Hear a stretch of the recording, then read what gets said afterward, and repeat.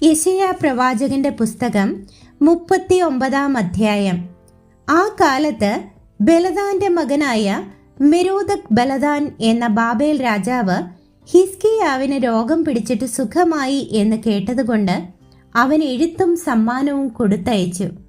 ഹിസ്കിയാവ് അവരെക്കുറിച്ച് സന്തോഷിച്ച് തൻ്റെ ഭണ്ഡാരഗൃഹവും പൊന്നും വെള്ളിയും സുഗന്ധവർഗവും പരിമള തൈലവും ആയുധശാലയൊക്കെയും തൻ്റെ ഭണ്ഡാരത്തിലുള്ള സകലവും അവരെ കാണിച്ചു.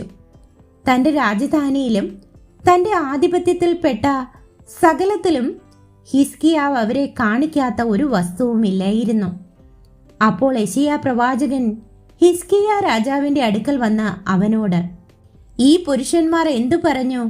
അവർ എവിടെ നിന്ന് നിന്റെ അടുക്കൽ വന്നു എന്ന് ചോദിച്ചതിന് ഹിസ്കിയാവ്, അവർ ഒരു ദൂരദേശത്ത് നിന്ന് ബാബേലിൽ നിന്ന് തന്നെ എൻ്റെ അടുക്കൽ വന്നിരിക്കുന്നു എന്ന് പറഞ്ഞു.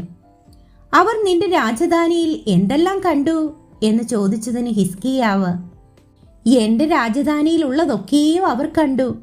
എൻ്റെ ഭണ്ഡാരത്തിൽ ഞാൻ അവരെ കാണിക്കാത്ത ഒരു വസ്തുവുമില്ല എന്നുത്തരം പറഞ്ഞു. അപ്പോൾ യെശയ്യാവ് ഹിസ്കിയാവിനോട് പറഞ്ഞത്, സൈന്യങ്ങളുടെ യഹോവയുടെ വചനം കേട്ടുകൊള്ളുക.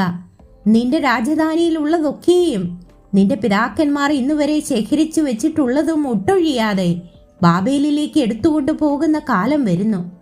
നീ ജനിപ്പിച്ചവരായി നിന്നിൽ നിന്ന് ഉത്ഭവിക്കുന്ന നിന്റെ പുത്രന്മാരിലും ചിലരെ അവർ കൊണ്ടുപോകും.